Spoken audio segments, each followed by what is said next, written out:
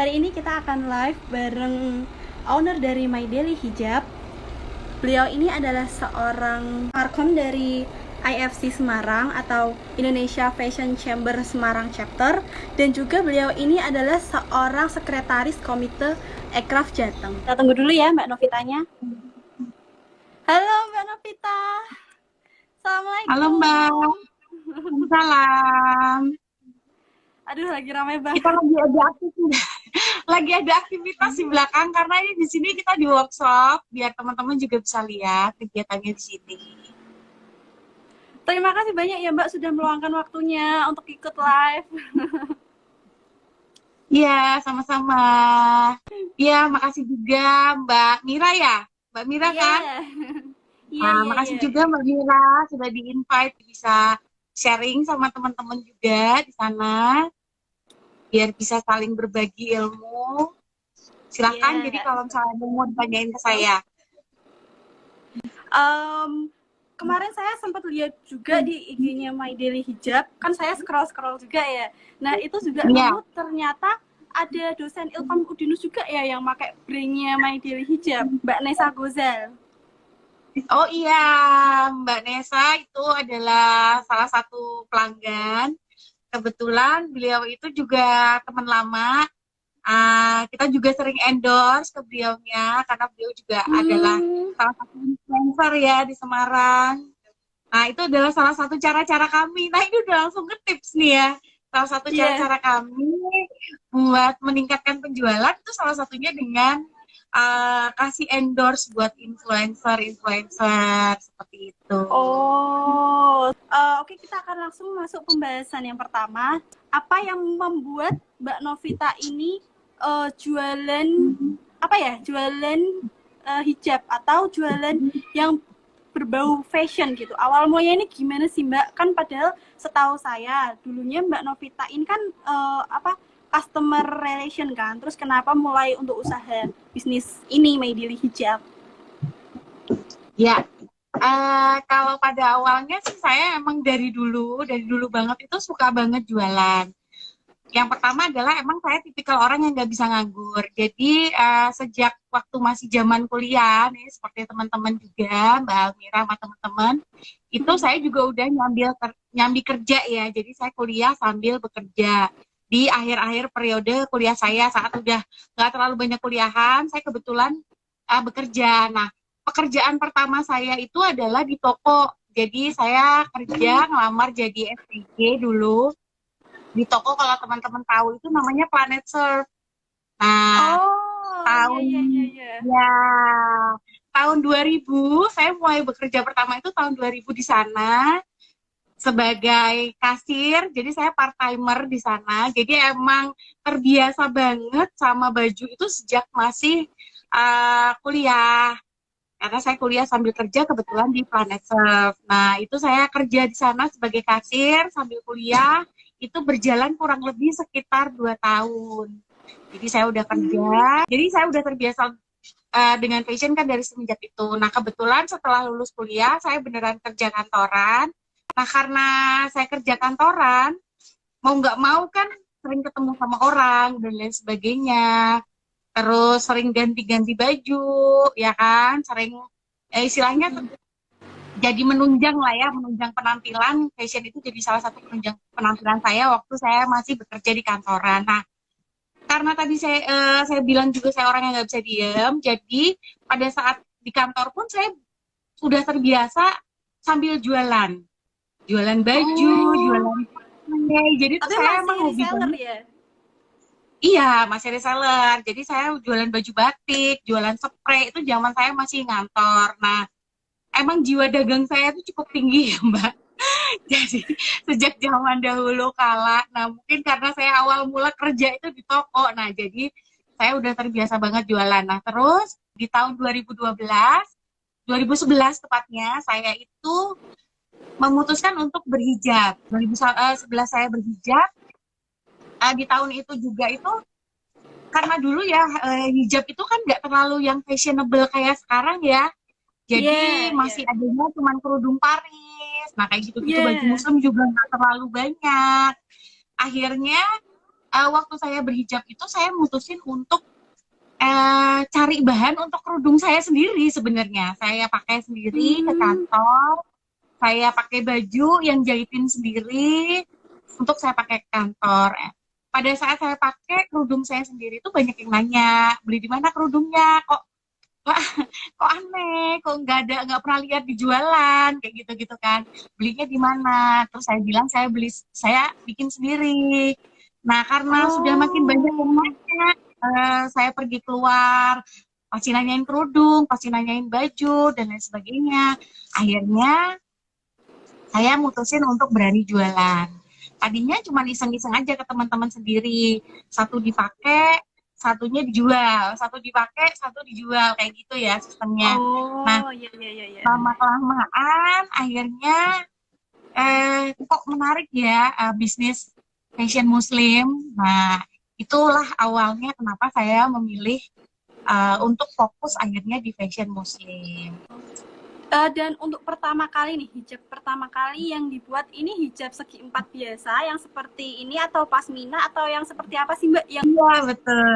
Jadi, zaman dulu itu lucunya, karena kebanyakan kerudung itu adalah kerudung segi empat.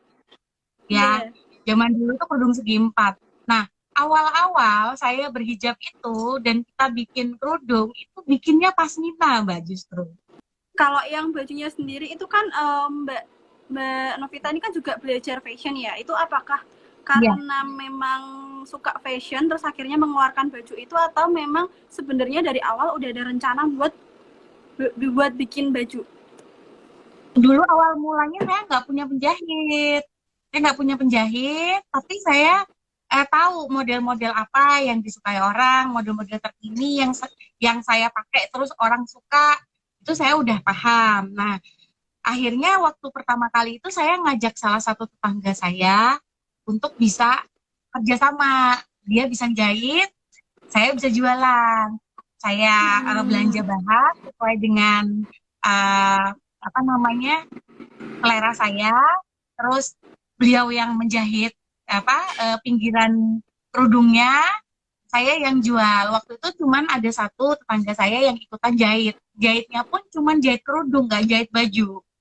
Nah, jadi awalnya kita memang awal mulanya dengan menjahit kerudung. Nah, lama-kelamaan tetangga saya yang satu ini kan udah banyak nih ya jahitan kerudungnya ya. Hanya dari saya aja kan. Dia nggak buka jahitan, dia cuma melayani jahitan dari saya aja. Nah, terus lama-kelamaan ada tetangga lain yang kepengen ikut. Mbak, mau ikutan jahit boleh nggak? Ayo Mbak. Nah, akhirnya lama-kelamaan dari satu ibu getok tular ke ibu yang lain, akhirnya tetangga yang ikut saya jahit kerudung waktu itu bertambah banyak. Nah, di 2014 kita punya workshop sendiri. Tetapi kita berusaha konsisten bahkan sampai dengan saat ini tetangga-tetangga yang ikut jahit dari pertama kali My Daily Hijab itu buka, itu masih ikut ambil jahitan di sini. Nah, jadi kami berusaha untuk bisa menjaga konsistensi itu. Walaupun kami sudah punya workshop sendiri seperti yang dilihat di belakang. Nah, ini saya sengaja nih yang live-nya di workshop. Nah, kita udah punya pegawai in-house sendiri. Nah, di sini ini walaupun sudah banyak anak di sini, tapi kita tetangga-tetangga di sini tetap seperti awal mula tahun 2012 kemarin. Masih tetap ikut Hmm. jalan, masih tetap bisa berdaya juga, seperti itu Mbak. Dan ini kan juga temanya kita kan lagi pandemi ya. Paknya pandemi ini buat usaha My Daily Hijab. Apakah dari tokonya Ya, sendiri mungkin jam bukanya itu berubah atau mungkin karyawannya terancam dirumahkan atau mungkin nggak dapet THR? Ini keluh kesahnya nih apa aja sih Mbak selama ya, pandemi? oke. Nah, ini salah satu yang penting ya yang harus diceritakan ke teman-teman semuanya buat bahan sharing juga. Jadi, sebenarnya kalau mau ditanya dampaknya, dampaknya sangat luar biasa. Dan saya yakin nggak cuma saya aja yang alhamdulillah dapat dampaknya, tetapi seluruh umat manusia itu Iya. benar-benar merasakan dampak dari pandemi. Ya, awal banget pandemi itu karena kita overstock dan kita juga terus terang masih bingung, sempat yang kayak speechless dan kosong nggak bisa mikir apa-apa. seminggu pertama kita putuskan untuk kita berdonasi masker. Nah, kita punya stok, yang pertama adalah kita punya stok kain perca. Nah, Iya. waktu itu kita buka slot untuk produksi masker donasi 2.500, hanya mengganti ongkos produksi, kainnya gratis dari My Daily Hijab. Karetnya sudah termasuk ongkos produksi. Nah, kita sempat ngeluarin waktu itu sekitar 3.000-an masker, Mbak. 3.000-an masker untuk donasi. Itu rame banget karena orang-orang suka motif kita. Jadi justru motif-motif yang lucu-lucu, yang bagus-bagus itu udah dapat masker gratis waktu itu. Nah, jadi untuk donasi itu ada dua macam. Emang dia bikin masker untuk didonasikan, dan ada juga yang bikin masker untuk dijual kembali. Nah, karena waktu itu kita memang mendedikasikan, udah sekarang kita geber aja 1 minggu jualan masker 3.000 pieces untuk bisa tetap aktif. Oke, dan selain masker, buat pandemi ini apa aja Mbak terobosan barunya? Ya, jadi kita juga punya jaket pelindung diri. Jadi kita bikin outer-outer gitu. Karena kan My Daily Job juga produk outernya cukup banyak ya, dan banyak diminati. Akhirnya kita bikin beberapa item outer itu dari bahan-bahan anti droplet maupun bahan-bahan parasut. Nah, jadi kayak kita nyari bahan kain, katun yang anti droplet, kita cari bahan parasut yang emang sekiranya itu aman digunakan untuk orang-orang yang mau keluar. Ya walaupun kita kan tetap harus jaga jarak dan sebagainya. Paling tidak dengan adanya kita pakai outer, baju double-double, pakai masker, itu juga jadi antisipasi kita nih sebagai bentuk kita mengantisipasi corona biar kita nggak tertular seperti itu. Dan sekarang apa yang saya bisa lakukan sekarang yaitu berkat saya pernah punya pengalaman belasan tahun di perusahaan. Itu seperti itu Mbak, nggak istilahnya nggak memungkiri bahwasannya banyak sekali manfaat yang kita sudah dapatkan ketika kita memutuskan untuk bekerja dan juga berkarir. Gitu Mbak. Jadi kalau sempat sebenarnya mau milih kerja dulu pun juga nggak apa-apa, ikut orang sambil belajar. Dapat pengalamannya dulu ya. Betul, dan belajar saya cukup lama, jadi entrepreneur, nyari channel dulu. Ya, networking dulu, belajar dulu. Nah, seperti itu. Gitu. Oke.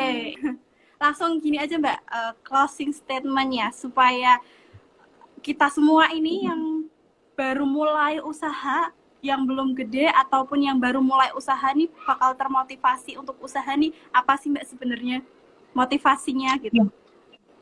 Oke, buat teman-teman yang belajar usaha, yang pertama kita lakukan adalah konsisten. Udah itu aja. Konsisten ngeluarin produk.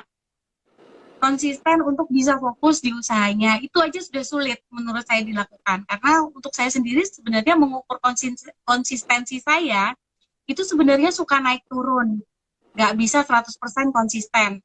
Maka coba taklukkan dulu yang namanya konsistensi ini.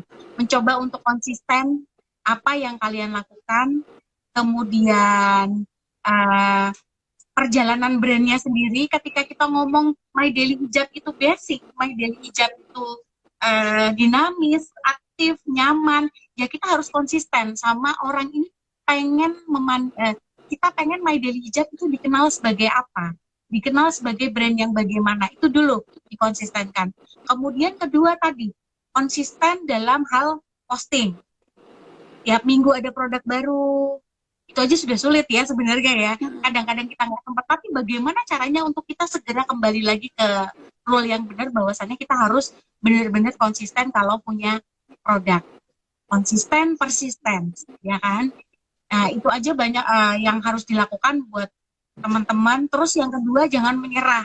Kadang-kadang yang namanya usaha masuk dengan ini salah satu cobaan terberat kita selama kita usaha. Kita mengalami yang masa-masa pandemi yang cukup panjang. Ini adalah salah satu cobaan terberat dan salah satu cobaan buat semua yang memulai usaha, yang udah usahanya udah senior, pasti semua juga mengalami. Mencari alternatif solusi, maka rasanya itu juga nggak sulit ya untuk bisa melewati fase-fase pandemi seperti ini. Pahit manisnya pengalaman itu juga jangan dijadikan sebagai satu bentuk batu sandungan ya, tapi anggaplah itu sebagai media kita untuk benar-benar belajar.